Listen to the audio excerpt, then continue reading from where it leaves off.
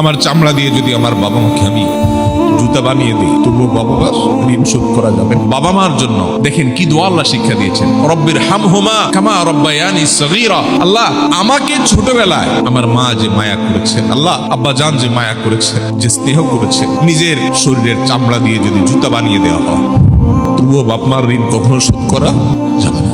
আমার চামড়া দিয়ে যদি আমার বাবা মাকে আমি জুতা বানিয়ে দিই তবুও বাবা মার ঋণ শোধ করা যাবে না। মসজিদে হারামে এক ব্যক্তি তার মাকে কাঁধে নিয়ে হজের মতো কঠিন কষ্টসাধ্য কাজ, একাই চলা যায় না হজে, কোথায় আরাফাত, কোথায় মিনা, কোথায় মুজদালিফা, কোথায় মক্কা, তওয়াফ, সাই, জমারাতে পাথর মারা, একই দিনে এত কাজ, মাইলকে মাইল হাঁটা, লক্ষ লক্ষ মানুষের ভিড় ঠেলে কঠিন কাজ। এর মধ্যে এক ব্যক্তি নিজের মাকে পিঠের উপরে কাঁধের উপর তুলে তিনি তওয়াফ করছেন। এক সাহাবীকে দেখে বলছেন, আমি আমার মায়ের হক নিশ্চয় আদায় করেছি। মানে তার মধ্যে আত্মতৃপ্তি আসছে যে এত কষ্ট যে মায়ের জন্য করছি, মা আমাকে দুধ পান করিয়েছেন, গর্ভে ধারণ করেছেন, তো এই কষ্টের মাধ্যমে তো তার ঋণ অন্তত শোধ হয়েছে। ওই সাহাবী বললেন, না, হয় নাই। এটা সম্ভব না যে তুমি মায়ের ঋণকে এভাবে তুমি কাঁধে নিয়ে 2-4-5 দিন 10 দিন কষ্ট করলে আর তার ঋণ শোধ হয়ে যাবে, সম্ভব না। আব্দুল ইবনে আব্বাস রাদিয়াল্লাহু তাআলা আনহু বলেছেন যে তুমি বাবার সামনে এরকম জামা ঝাড়া দিয়েছো জাস্ট ধুলা পরিষ্কারের জন্য, সামনে তোমার বাবা বসা ছিলেন, তুমি বেয়াদব। কারণ পৃথিবীর আল্লাহ রাসূলের পর সবচেয়ে বেশি তোমার শ্রদ্ধা পাওয়ার উপযুক্ত তোমার মা এবং বাবা।